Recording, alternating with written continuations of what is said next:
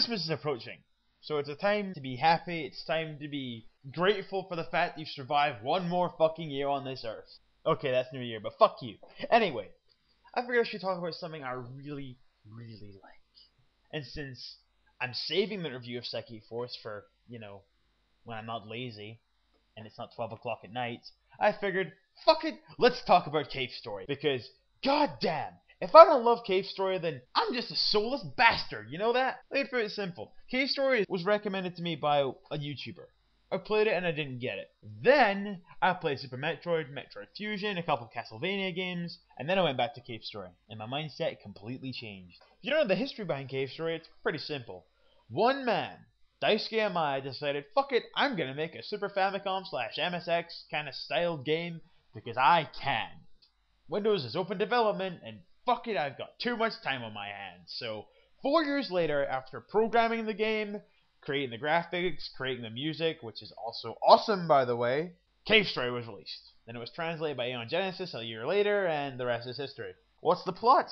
Well, it's kind of weird. Basically, you wake up, you're this kind of robot guy, but you don't really know he's a robot from the sprite, you'd have to look at actual artwork. You wake up in a cave, and after navigating through some spikes and hazards, you eventually meet the sleeping hermit gunsmith, and borrow a gun, the Polar Star from him. And then you go to a village and meet these weird little bunny things called the Miyamas, and that's when shit really hits the fan. Kidnappings, evil scientists, experiments, crystals, magic, holy shit. And that's just the basic plot.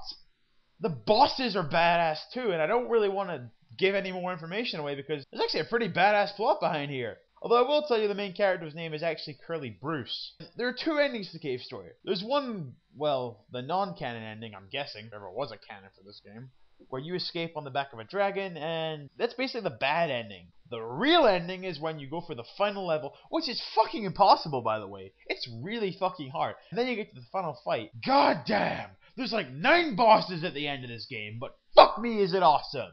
And the awesomeness doesn't end there. There's a shitload of weapons in this game. There's actually quite a couple you can get if you fulfill certain conditions or don't do certain things. There's a shitload of places to go. There's tons of enemies to fight. And, I don't know, there must be at least 20 bosses in this game, and they're all unique with the exception of Balrog, but then again, he is a Toaster Lunchbox thing.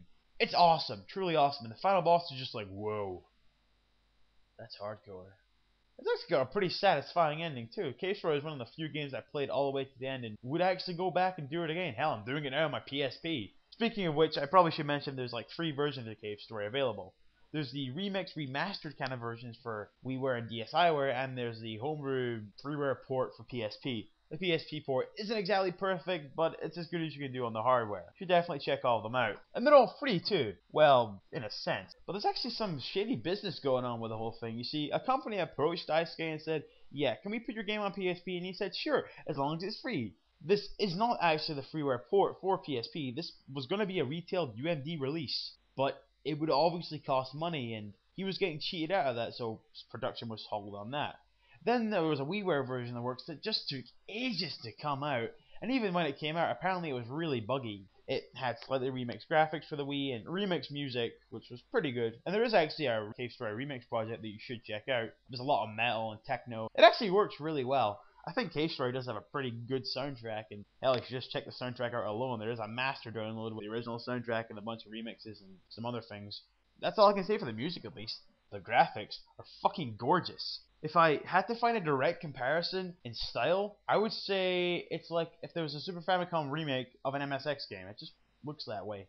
But if I had to give a direct, actual, game comparison, I'd say in style it looks like Umihara Kawase, which is a Super Famicom, PlayStation, PSP, DS. It's a really kind of weird Japanese-only game that I might actually talk about one day because it's pretty good. If you look up both games, Umihara Kawase isn't free, but you could just play it ROM with ZSNES. For the few years it's been around, Cave Story has amassed quite a fan base. There's a lot of really good fan art out there that, isn't DeviantArt quality shit. It's actually really fucking good looking. There's, like I said, a remix project, and there are a few other ports for other systems, like I believe the Android, and I think maybe even the Super Famicom. I don't quite know. They really should make that. There should be a homebrew port for the Super Famicom, but that's just my opinion. And what about a sequel? I don't think anyone's actually talked to Daisuke about making a sequel, but I really doubt it could happen or really should happen. It's one of those games that has really good closure and doesn't need to be expanded on anyway. This isn't a fighting game. We don't need more refinements. It's just completely fine the way it is, and it's probably one of the best games I've ever played in my entire life. I don't really throw that term around lightly. I legitimately mean that too.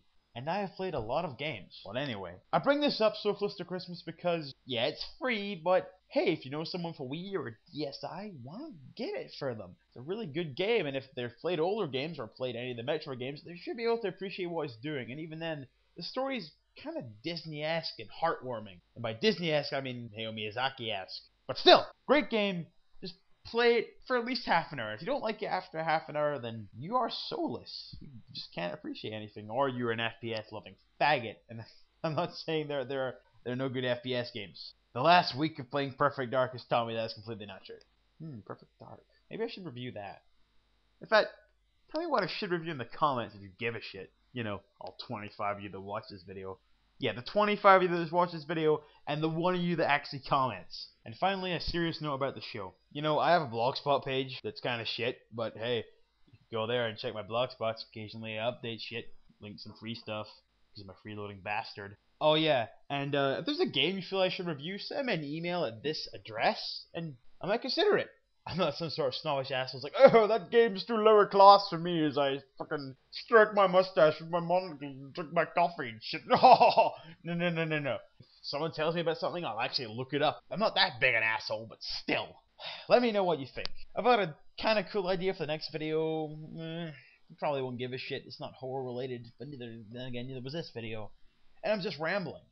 Wonder if this got edited out. Probably not. Oh yeah, fuck you, Gaming Bert, for being better than me at tats. Fuck you to hell.